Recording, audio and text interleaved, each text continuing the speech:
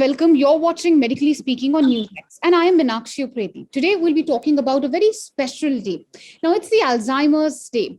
Many of you may wonder, why are we even talking about Alzheimer's at a time when everyone is, of course, under a pandemic? Everyone is talking about the so-called impending third wave. And of course, at the same time, we have the number of dengue cases rising. If you have been seeing our show for over a week, we have been talking about these topics. But today, we would like to talk about Alzheimer's because it is a disease which affects a large number of elderly who are also susceptible to COVID. We will be talking about Alzheimer's in context to COVID, but initially, as we open the debate, we'll be talking about early signs, treatment, who can get affected with Alzheimer's, why this day is actually even observed to begin with. All of that and more. And for that, I have a panel of experts. You can all see them on your screens. I'd like to welcome you all, first of all. Thank you for taking out time for speaking to NewsX. We have Dr. Manjari Tripathi. She's a professor from the Department of Neurology at AIIMS. Also, she's the president of the Alzheimer's related disorders. We also have Mrs. Renu Vohra. She is a member secretary, Alzheimer's Related Disorder Society of India, now from the Delhi chapter. Also, Dr. Manish Kanpal, apologies. Dr. Kanpal is a professor of psychiatry from the Ram Manohar Lohia Hospital, and joining us from BLK Max is Dr. Rajiv Anand. He is a senior director from BLK Max. He's the senior director of neurology, of course. I'm going to start, of course, with Dr. Manjari. Ma'am, since we are talking about Alzheimer's disease, and it's in context to a day which is observed to talk about the Alzheimer's disease, why would you say there is such a grave need, especially in a country like ours, to talk about Alzheimer's and, to talk about not just observation of the Alzheimer's disease, but also to increase awareness around the disease? Yes, it is very important to understand that as our life expectancy increases due to better, medical facilities in our country, there is a disorder of aging, and this is, Alzheimer's dementia. But this is a disease for which knowledge is very much available in the West. In India, any elderly person who starts declining in memory is often taken as a normal aging, or they call it like budha satya gaya hai ya budha ho gaya hai. However, if the memory decline is significant in that the person really can't recollect what's been going on in the recent, and also this is significant enough to impact his daily life and functioning and make that person dependent on others, then it qualifies to be a disorder which is known as Alzheimer's dementia. Now, it is very essential to understand that there is a huge treatment gap in India for this disease, and there is a huge diagnostic gap for this disease. There is also, a condition which we know as advanced dementia. So when a person with Alzheimer's is into the late stage 2 and 3, that is when the patients are brought to the doctors, which is not what doctors want, which is not what counselors want, which is not what psychologists want. We want people coming in early so that there can be a maximization of impact of any intervention, whether it is medical intervention, whether it is psychosocial intervention, or whether it is just counseling by the volunteers of the ARDSI Delhi chapter. So that is not happening. And with that in mind, this Awareness Day is celebrated every year. And this year's theme is no Alzheimer's and no dementia. So that's precisely the reason we are here. Why don't I come to you, Mrs. Vohra? Actually, when I asked the question also, it did come to my mind. This question I could have more aptly asked a counselor. What will you tell all the patients, their relatives visiting you? When do you think is the right time for them to approach you?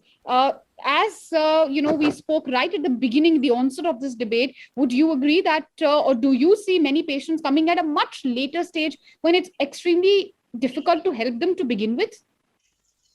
Yes, as Dr. Manjari Tripathi said, patients do come at a later stage.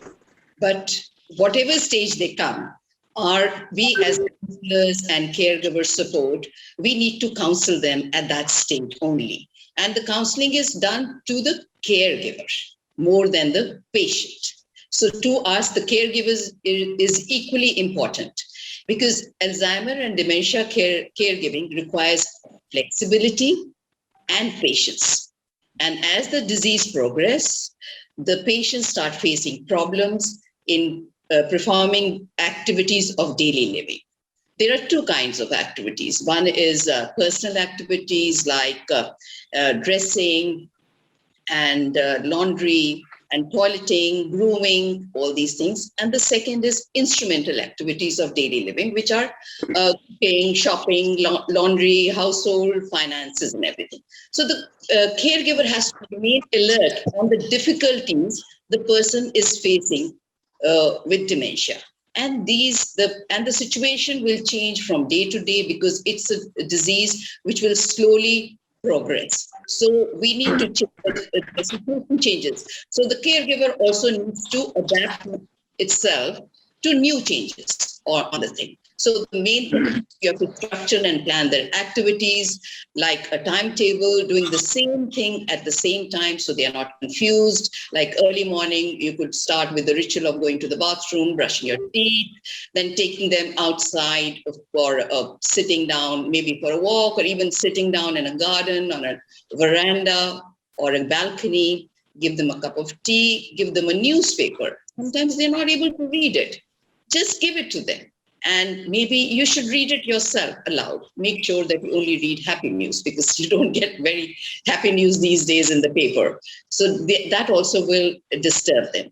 Then involve the person in activities. Don't say, I'll do everything for you. Like if a woman was fond of cooking, now she cannot handle cutting of vegetables or going near the. Basically, you help them complete the task, but don't completely make them dependent on you. Let them complete their daily chores so that they remain to be in the practice. Okay, point taken. And Dr. Anand, now finally, I can see you clearly, sir. So the question which I wanted to ask you now is that what are the risk factors really which can trigger Alzheimer's? Is there any risk factor, something which people perhaps can prevent or watch out for? So this is a very important question, and this is the only thing we want to communicate to, or we want to convey to the public, that Alzheimer's per se is a progressive degenerative disorder of the brain. But there are contributory individual factors which we can address to and take care at early stages so that the progression speed and the impact of Alzheimer's can be decreased. So everything which affects the brain in terms of if a person has hypertension, diabetes, if a person has obesity and any other illness, systemic illness, that will contribute to the burden of brain damage which is afflicted by the Alzheimer. So we have to find out these patients early, because the lifestyle intervention, we say that the Alzheimer people, we as on date do not have a cure for Alzheimer, but we know enough that we can help people by telling them. Dr. Bora was telling in detail, but the short is, if person remains physically and socially active, then the effect of Alzheimer's coming can be delayed, or even if it is Alzheimer is there, if person is socially, physically and emotionally involved in things of day-to-day life or in society, that is the gist of preventing this disease and decreasing the impact. All right. And Dr. Tripathi, do come in here. Let's take this point forward. Now, I think that's a very important point raised by Dr. Anand on how we can not just manage Alzheimer's and dementia, of course, how to even delay it, perhaps how to moderate or better our lifestyle to ensure that the disease doesn't become as degenerative as it can get. But Dr. Tripathi, is it totally preventable? Perhaps if a person is a teetotaler, chooses to be, as Dr. Anand suggested, mentally, physically active, can, as the theme at many places today, is also graceful aging. If we start thinking about these factors right from a certain age, say middle life itself, and avoid the so-called midlife crisis, which one what these days, can it be prevented completely, ma'am? So, for Alzheimer's, there are two basic kind of risk factors. One is the non-modifiable risk factor, which cannot be modified, and the other are the modifiable risk factors, which are within our hand, so that we can take care of these. To not get Alzheimer's. Now, the unmodifiable risk factors are aging. We all will age. We are aging every day and every minute of our existence. So that cannot be reversed. We are going to age. The second is predisposing genetics. Now, there are two kinds of genes, ones which are directly implicated, which would be mutations in certain chromosomes like 21, 14, 1. And these mutations affect presenilin 1, presenilin 2, and amyloid precursor protein.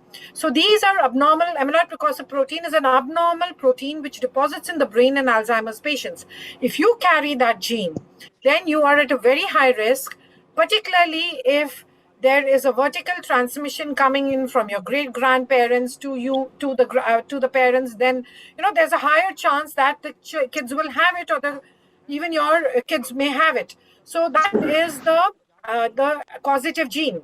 But then there is a modifier gene, which is not the causative gene, but if it is present, it increases the risk, which is known as the ApoE gene. So if we have the ApoE4E4, again the risk goes up.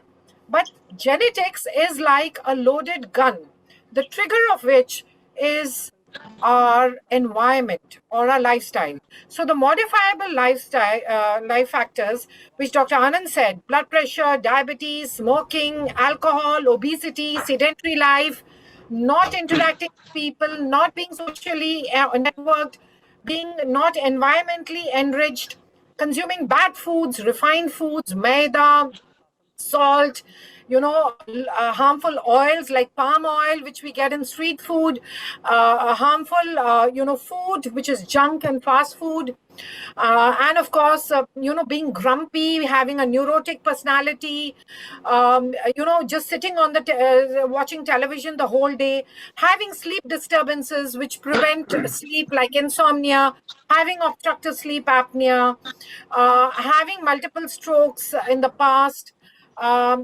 Essentially, it means that if you're not eating your greens, salads, vegetables, fruits, Basically, a a mix, healthy ma'am, as diet. you said, a mix of course, your genetics, which are a ticking time bomb.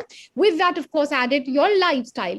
I think when you spoke of lifestyle, ma'am, you spoke of two important things. You spoke of our environment, and again, secondly, as who we are as a person, what we consume, how we behave, and how healthy and healthier choices are. And Dr. Kanpal, sir, if you could come in here, we are speaking of the environment. Now, a study conducted in the Southern California, of course, at a time when air pollution levels were exceptionally high, found that air pollution also could be a contributing factor. Of course, California has improved or completely reversed its story. They changed their act back then itself. It's one of the cleanest cities now.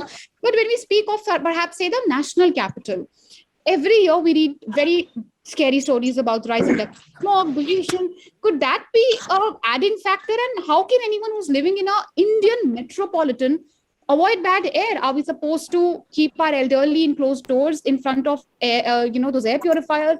What's the solution, Dr. Kanpal? What is a perfect balance, would you say?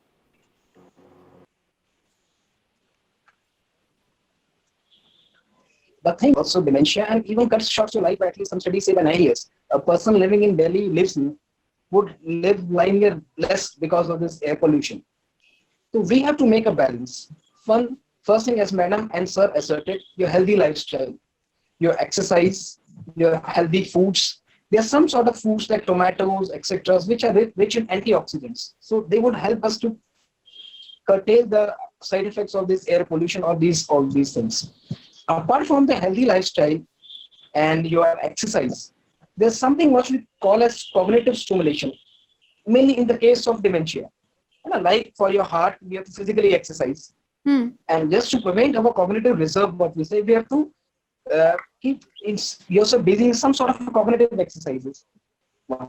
Secondly, the person we have seen who are socially very active, who has a large group of friends, who has very good friend circle, who are involved in some sort of social activities or some sorts of spiritual activities, they have less chances of developing, or they're much protected against dementia as compared to other people. So apart Right. from your So of lifestyle, course, your I cognitive get your point. So you've sort of stressed workout. that.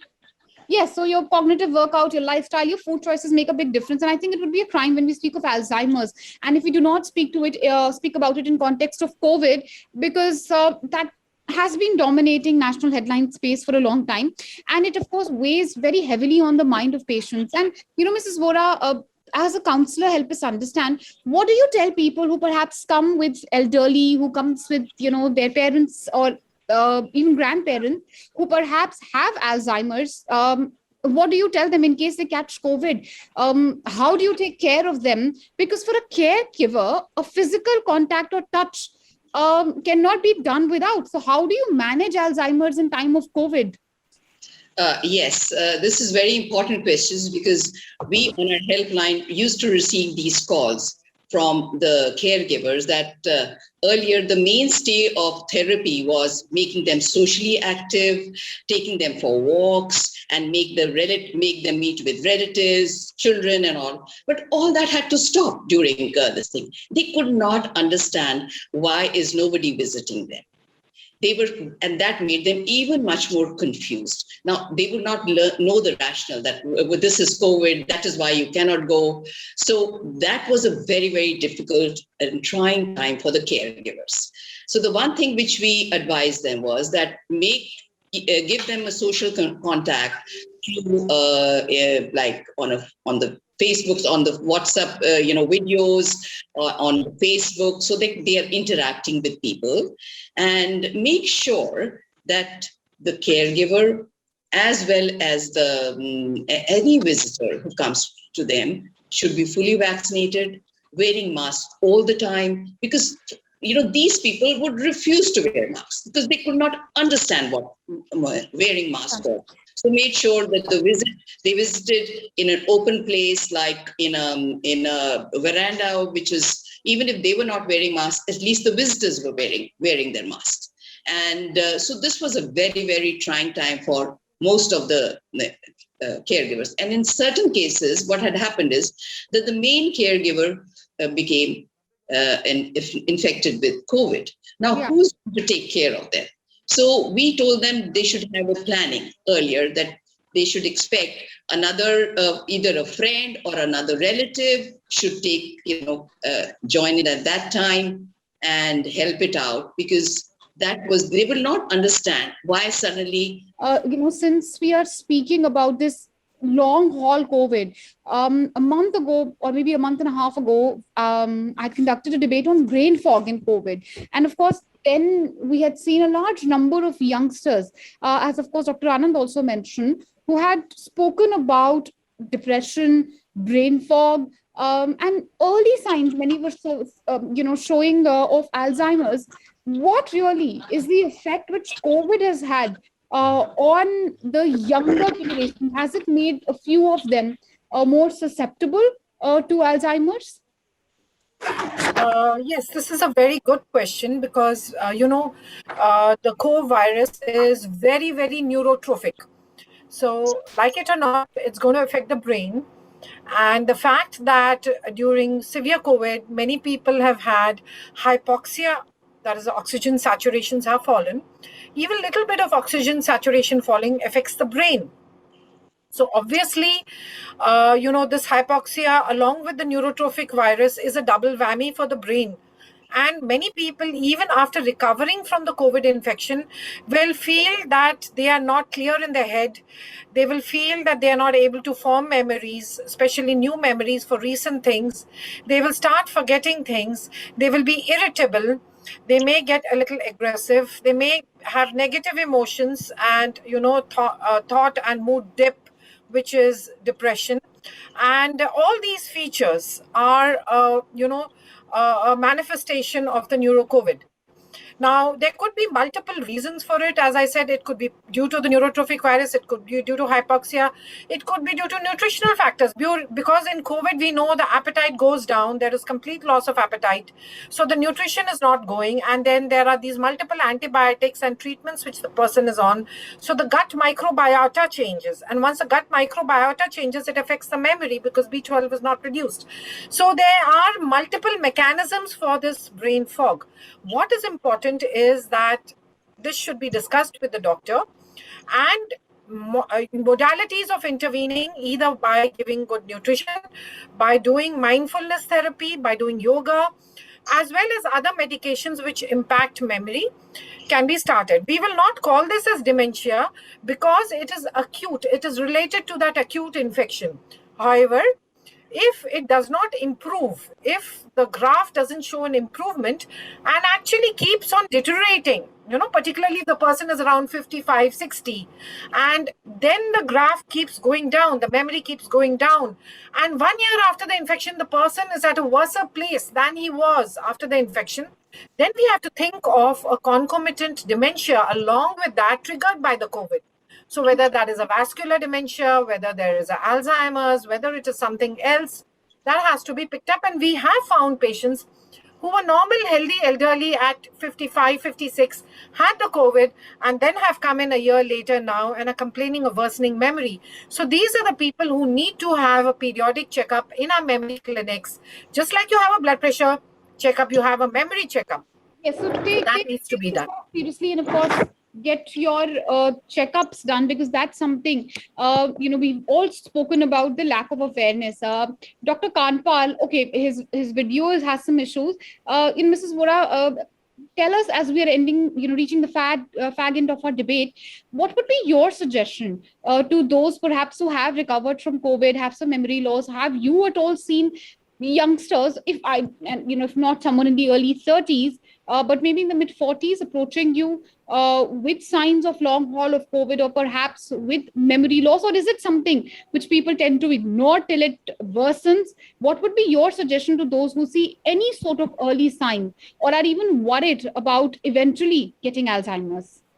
Yes, we do receive a lot of calls from young people, not during COVID time, even earlier, saying that they are having memory loss and all that. So what we tell them is, there's one thing, that if you remember that you're forgotten, it is fine. This is something you should not worry about. But as with COVID, there are other issues which the doctors are looking into it.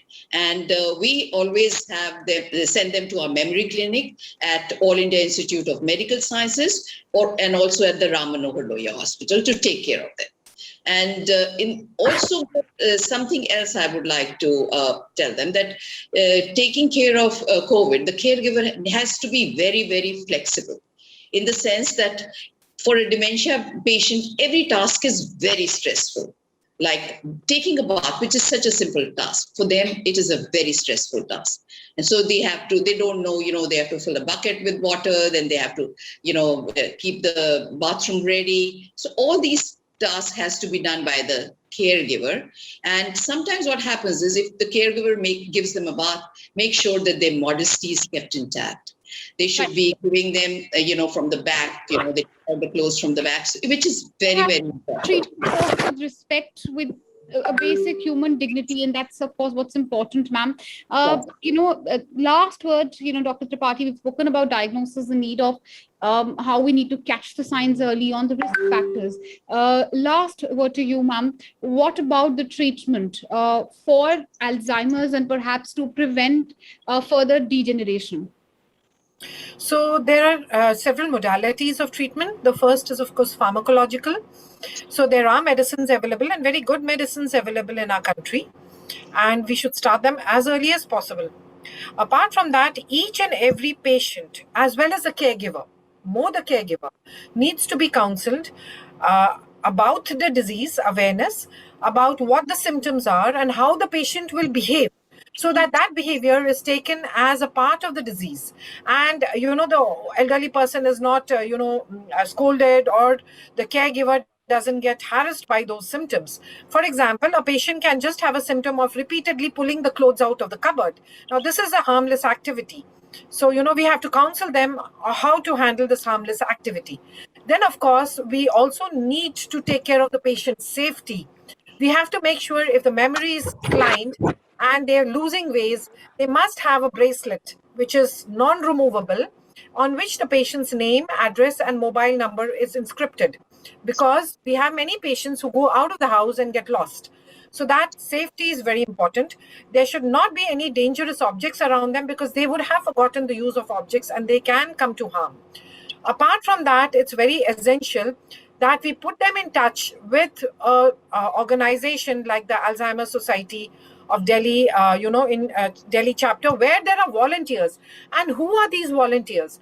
These volunteers are rich resilience factors we have, because each one of them have had either the spouse or they've had their parent having the dementia.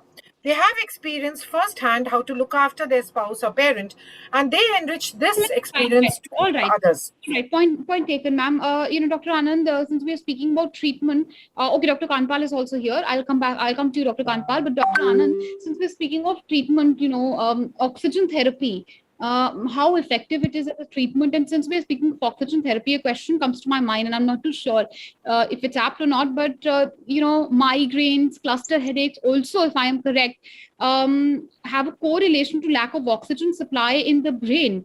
Are those patients also at a higher risk of Alzheimer's? And does oxygen therapy from an early stage itself help? So there is no need to discuss this topic like this, because there is nothing known as oxygen therapy for dementia. What was talked about was that COVID patient who had hypoxia to their brain may not function to that efficiency. So there is nothing known as oxygen therapy. You mentioned migraine and cluster headache. Cluster headache is one headache where during an attack, if patient is given 8 to 10 liters of oxygen, that attack aborts. It is not about oxygen deficiency. It is almost diagnostic. So for all these things are not a layman's, oxygen is not a layman's oxygen. It is a prescription which should be given with the doctor's prescription. So if you diagnose cluster headache, first you have to have a diagnosis of cluster headache made by a neurologist. So these things are very important. You have brought out an important point, but we cannot empower our patient to decide about oxygen therapy. It is very specific for cluster headache. During an episode of cluster headache, and if patient takes oxygen, he will feel better. As far as dementia and other things are concerned, migraine patient, if they continue to have repeated attacks of migraine, will be more prone to brain deficits, of which dementia may be one, because every acute attack of migraine leaves some residua. So that also needs to be treated as per the treatments of migraine for acute and chronic migraine. So it is a very, very specific thing, nothing to do with oxygen therapy in general for all of them. All right. Again, as I said, when I asked you this question also, I sort of, I did with the... No, it's a good question. It's a good question, because every question which is asked... Yeah, it just came to my mind since we are speaking of course, the treatments. Dr. Tripathi right in front of me. So Dr. Tripathi, last word. And quickly, let's wind up the debate, because we are literally at the end of 30 minutes. So, really what we need to do is to be able to diagnose it early, and also to start the intervention modules early. It's very important that the caregiver should not be in denial. We still see a lot of families where the acceptance of Alzheimer's as a diagnosis is not made. And if the acceptance is not made, then they're not going to be able to usefully intervene or usefully modify the life course of that patient's illness. For example, if the patient comes in early, intervening by activities like puzzles, Sudoku, chess, carom board, memory therapy, reminiscence therapy by showing old photographs, music therapy, walking, physical activity, all this will not be there, because the caregiver and the relatives are in a denial mode for the diagnosis. We still see this happening. And that's exactly what we discussed right at the beginning of the debate. So early diagnosis, acceptance by the society, especially by relatives and caregivers, is extremely important. That obviously is emerging either from the beginning of the debate, of course, till the end. That has emerged really as the most important step in even treating Alzheimer's. First, accepting, that your relative, your someone elderly in your family could be susceptible to Alzheimer's, extremely important. It's been a rather riveting debate. I would have loved to continue this for hours and hours. It's been a very informative session. Thank you all for joining us, but I have to wind up. Time constrains us. I'm getting messages from my producer. So I have to wind up, but I hope that it's been as informative. This particular program, I hope it's been as informative for our viewers as it has been for me. Thank you for sharing your 2 bits on Alzheimer's Day. Good luck to all of you. Stay home, stay safe.